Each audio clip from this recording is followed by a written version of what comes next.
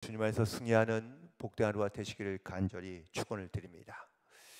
네, 오늘이 저희 함께 특별 새벽기도 마지막 날입니다. 우리가 기도하는 것을 멈추는 건 아닙니다.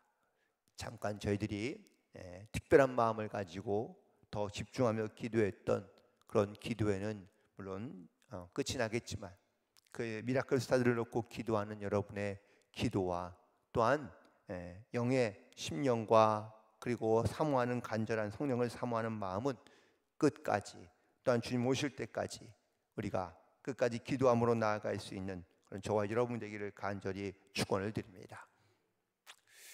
역사란 무엇일까라는 책을 쓴 에드워드 헬리카라는 이 저자는 역사를 쓰는 데에는, 또한 역사의 자료로 들어가는 데에는 반드시 두 가지의 조건이 필요하다고 합니다.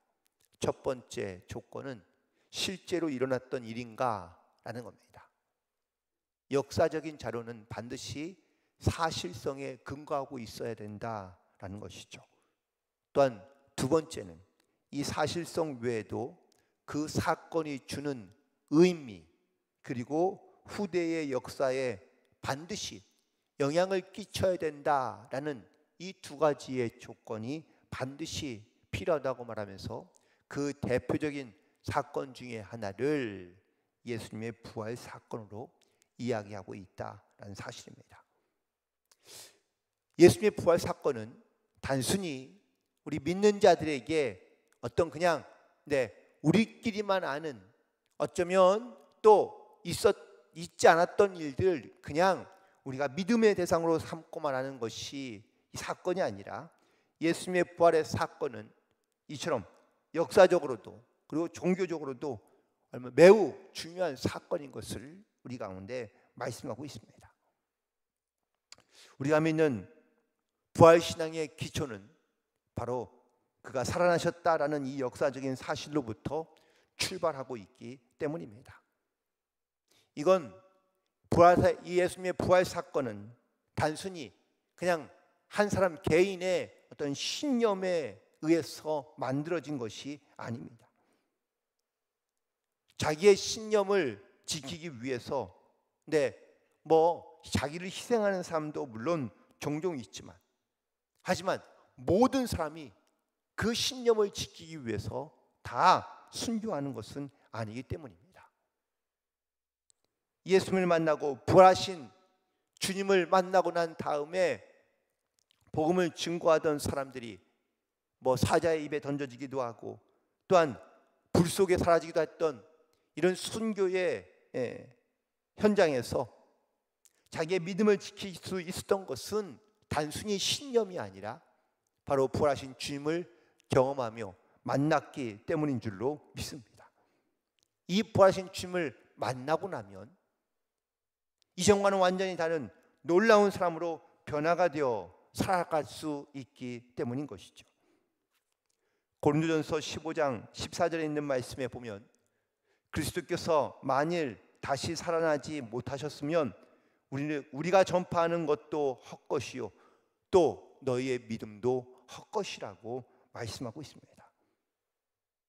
이처럼 우리 안에 특별히 믿는 자들이 이 부활의 사건을 우리가 믿지 못하거나, 혹은 우리가 믿음으로 이 부활의 사건을 대하지 못한다면 우리의 믿음도 헛것이고, 또한 우리가 전하는 것도 다 거짓이 될 수밖에 없다라는 사실인 것이죠. 그렇다면 이 복음서의 기자들은 이 복음서를 기록하면서 가장 초점, 자기가 이 복음서를 기록하는 그 초점은 과연 어디에 두었을까? 예수님의 탄생도 중요하고 예수님의 놀라운 기적도 중요하지만 가장 중요한 사건은 바로 예수께서 부활하신 이 사건에 초점을 두고 있는 줄로 믿습니다. 아마 제자들이 예수님께서 십자가에 죽고 난 다음에 예수님의 시신을 이 요셉의 무덤에다가 안치하고 난 다음에 과연 어떤 생각이 들었을까요? 이제 끝났다.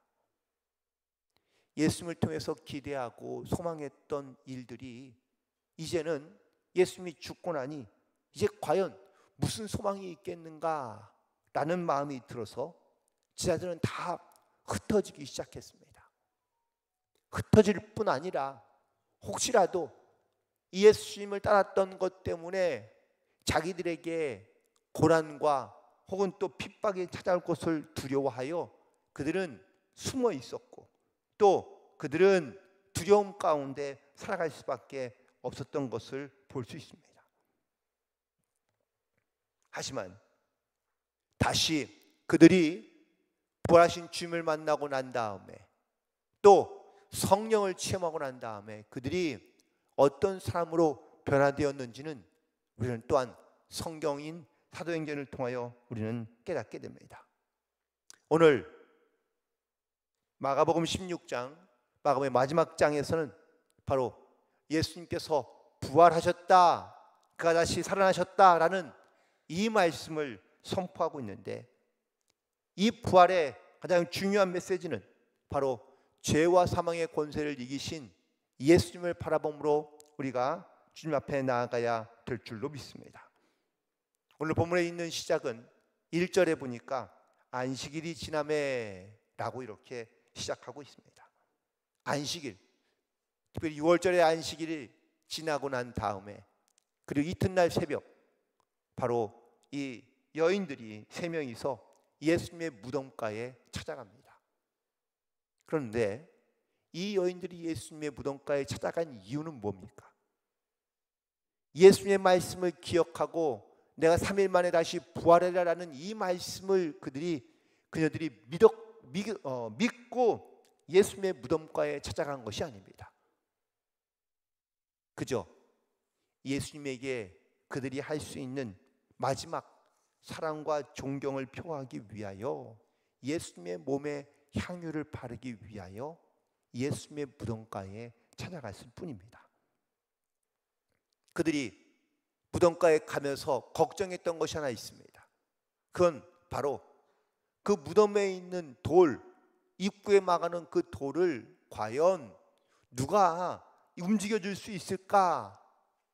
자기들의 힘으로는 그 돌의 무게를 감당할 수 없으니 누가 좀 도와주면 좋겠다라는 마음을 가지고 그들이 서로 생각하며 예수님의 무덤가에 이르렀는데 이때 그녀들은 놀라운 경험을 하게 되는데 그들이 걱정했던 돌문이 옮겨져 있었던 것입니다. 그리고 그들은 거기에서 한 천사를 만납니다. 그리고 그 청년에게서 예수님께서 부활하셨다는 소식을 처음 듣게 되고 그리고 비어있는 무덤을 만나게 됩니다. 이렇듯 예수님의 이 부활의 사건이 바로 처음 마주하게 된 그녀들에게는 과연 어떤 사건이었으며 혹은 또 어떤 의미를 갖고 있었을까? 하지만 이 여인들은 놀랍게도 예수님의 부활하신 빈 무덤을 보았지만 그는 두려움으로 떠나서 아무에게도 이 말을 하지 못했다고 성경에 기록되어져 있습니다. 그다음에 예수님께서 부활하신 이 사건과 또한 이 부활의 이유는 과연 무엇일까?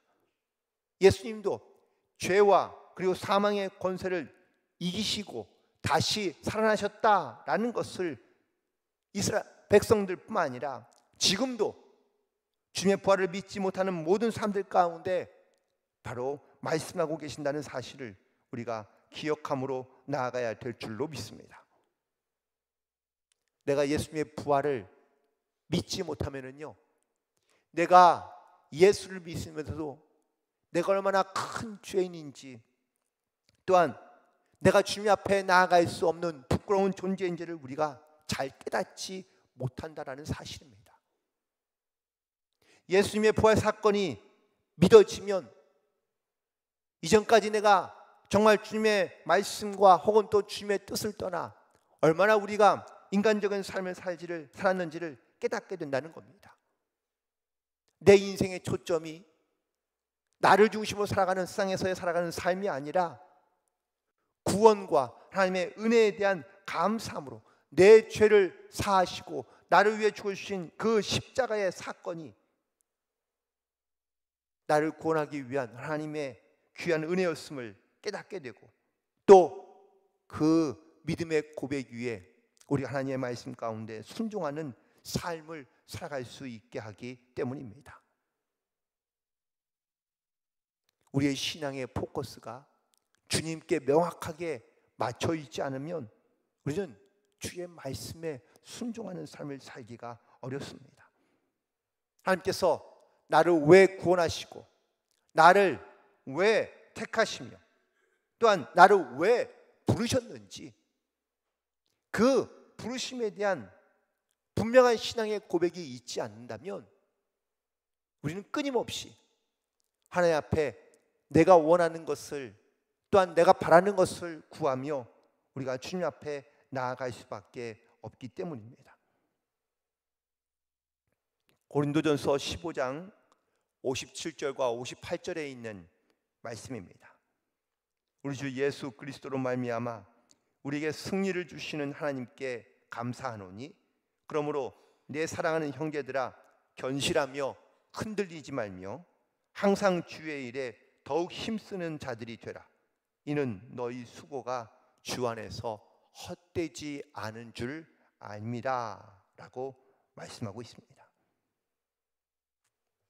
주님께서 모든 사망 권세를 이기시고 부활하시고, 그리고 주님의 우편에 앉아 그냥 가만히 우리를 바라보시는 것이 아니라 우리의 삶에 적극적으로 하나님께서 개입하시고 간섭하시고 역사해 주셔서 우리를 하나님의 거룩한 자녀로 이 땅 가운데 이 부활의 믿음과 소망을 가지고 하나님의 말씀 가운데 순종하는 삶을 살아가는 성도들이 되기를 원하시고 계시는 줄 믿습니다.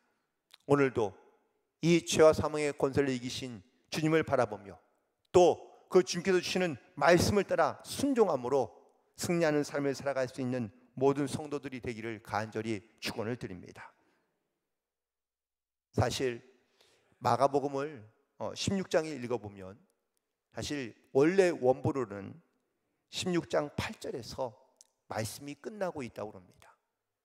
그런데 이후에 9절부터 20절까지에 있는 말씀이 보충된 겁니다.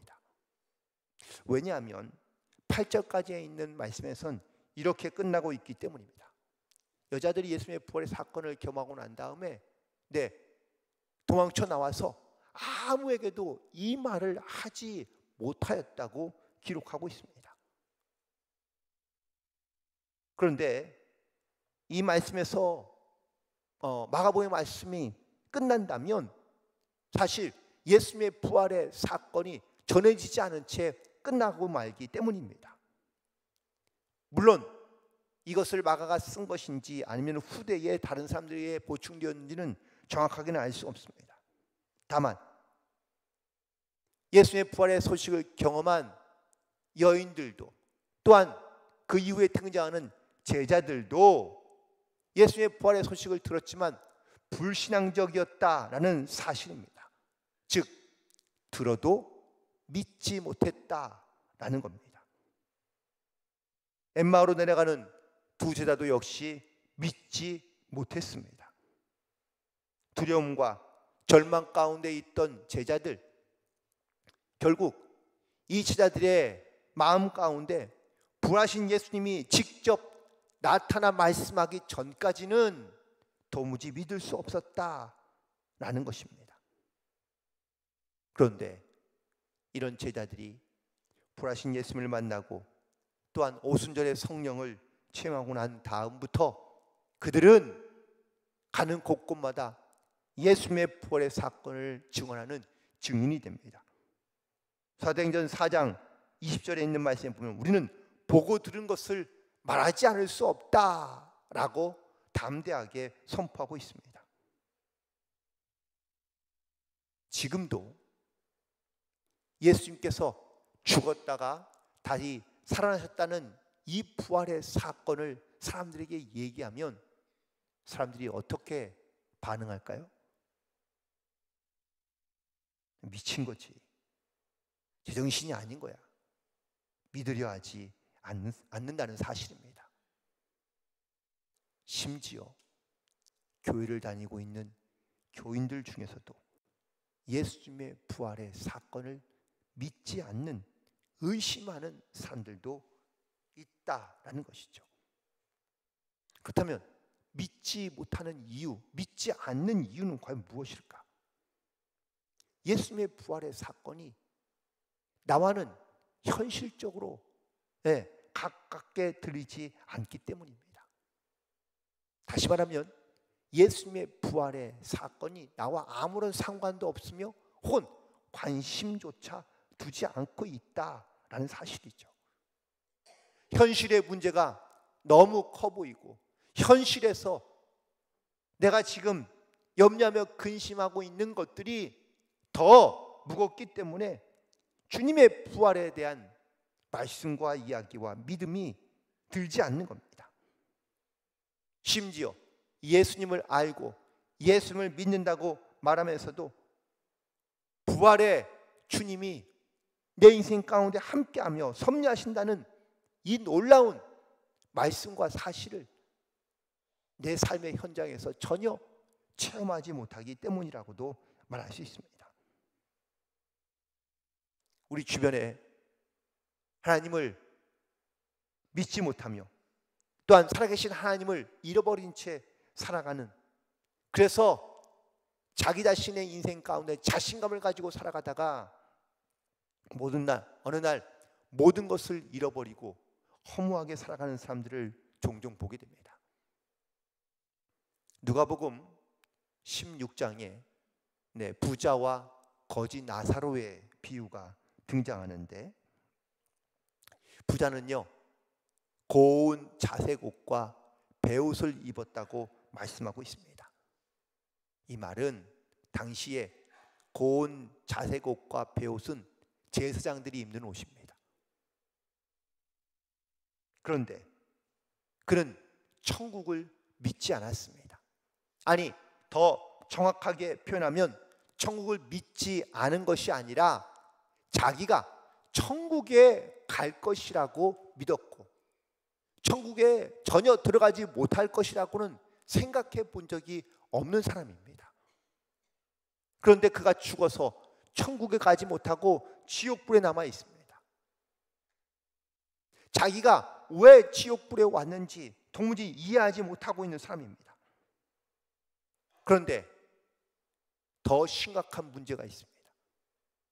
자기가 지옥불에 와보니 지금 이곳을 자기처럼 천국에 들어갈 것이라고 착각하며 지옥불에 와 있는 자기의 모습을 보면서 세상 가운데 남아있는 자기 형제들에게 이 나사로를 보내어 그들을 구원해 달라고 아브라함에게 요청하자 아브라함이 거절하며 말하기를, 누가복음 16장 31절에 모세와 선지자들에게 듣지 아니하면 비록 죽은 자가 가운데서 살아나는 자가 있을지라도 권함을 받지 아니한다고 말씀하고 있습니다. 무슨 말입니까? 하나님의 말씀이 이미 벌써 우리 가운데 놓여져 있는데 그 말을 믿지 못하면, 깨닫지 못하면 하나님의 나라에 들어올 수 없다는 것을 말씀하고 있는 겁니다. 사랑하는 성도 여러분, 부활의 주님을 만나셨습니까? 부활하신 주님을 믿으십니까? 우리가 이 믿음을, 이 확신 가운데 우리가 나아가지 못한다면 내가 믿는다고 천국에 갈 것이라고 내가 아무리 말해도 믿음 없이, 부활의 주님에 대한 믿음 없이 살아가면 그 믿음은 맹신에 불과할 뿐입니다.